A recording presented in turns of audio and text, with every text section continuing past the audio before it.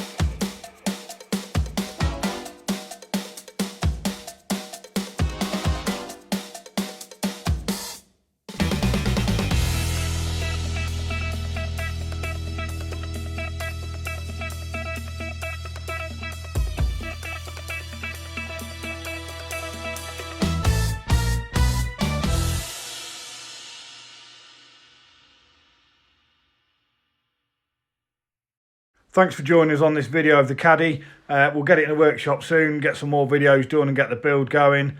If you want to like, share and subscribe to the channel, that'd be brilliant. You'll get a notification then with all the other videos that we upload. And we'll catch up with you again soon.